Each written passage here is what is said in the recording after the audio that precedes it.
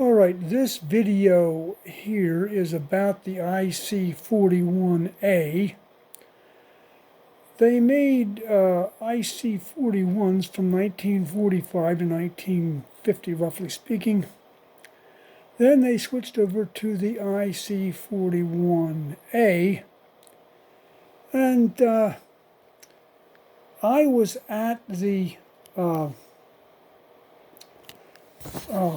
bus convention in Reading, Pennsylvania in 1973, and I ran into a man named Bill Powson, who was an expert in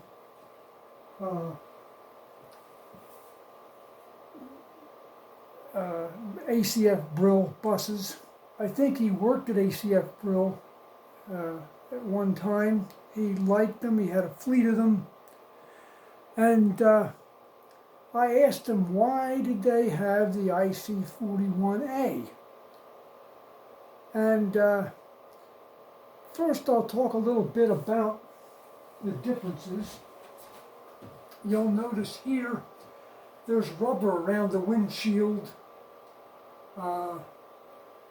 And this IC-41 had a single set of springs in the back, whereas the old IC-41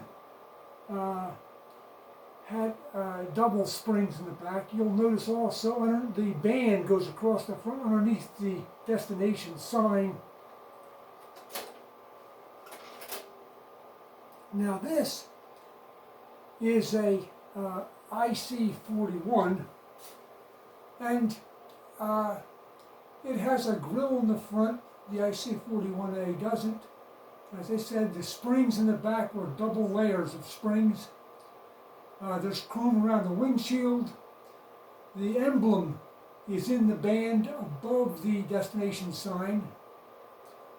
And the answer Mr. Powson gave to me was that when Charles Pirelli, the president of ACF Brill, landed there in 1949, the company had a lot of problems.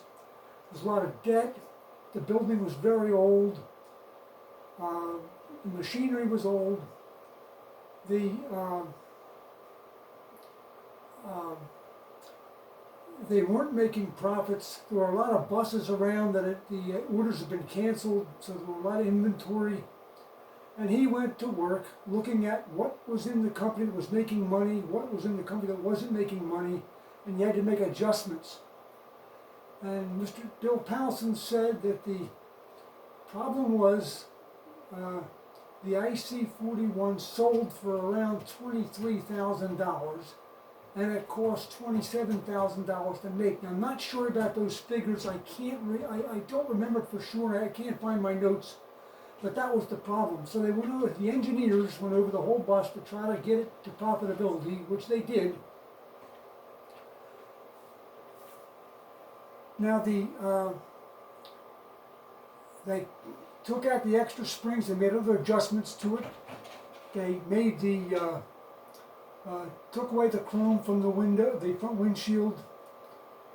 And another thing they did was they painted the silver siding on the side. I asked about that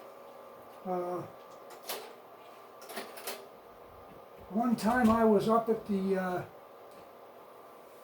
New York Port Authority bus terminal, and I saw a Warwick bus there. And I went over and asked the driver, because I knew that the IC-41A went to them first, some of the first ones. And it showed up, and it had the painted silver sides, and they were quite angry about it. The driver told me he remembered it well. The company, Warwick, was going to sue Brill's because of the painted siding. So they sent it back down. Brill made an agreement to get it covered.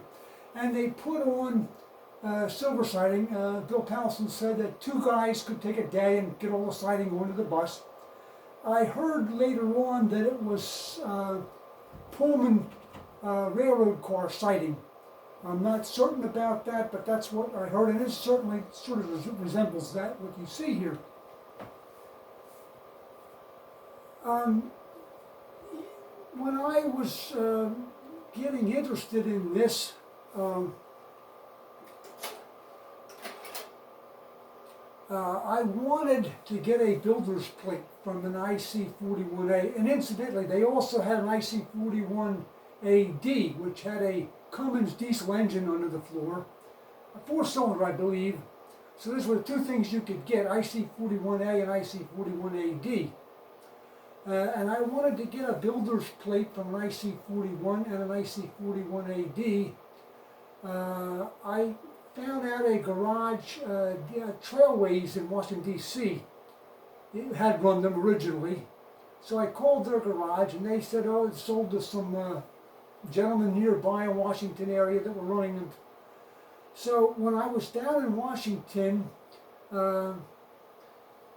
looking for an SU-37 I was trying to track down, and I thought, okay, I'm in town, I'll check around a bit more. And I went over and saw the man who had bought these buses from Trailways. I think he had 2 or 3 of them, IC-41As, and I went to see him, and it turned out that he had scrapped them 6 months before, and I was irate.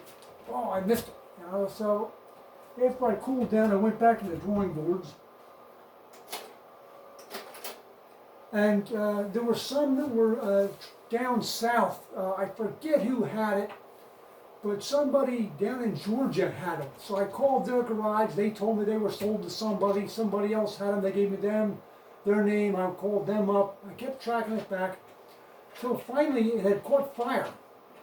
And it was in a junkyard in a small town in the backwoods of Georgia someplace. So I called information. Let's just call it the XYZ junkyard. And they had no record of that. So I said, okay, give me yellow pages for junkyards. So I got that lady on the phone, and she says, no, there's no XYZ junkyard in the yellow pages. I said, all right. I said, okay, give me the phone number of any gasoline station in that town. And they gave me a phone number for the gasoline station. So I called that number up. The man answered the phone. I said, have you ever heard of the XYZ junkyard? He says, yes, it's across the street. I said, okay, can you walk across the street, ask him what his phone number is? And he said, yeah, sure. And he did. He was away for a while. I came back and he gave me the number. I called the man. He was a very kind person. He said, yeah, we have the bus here. I said, I need the builder's plate. He said, fine.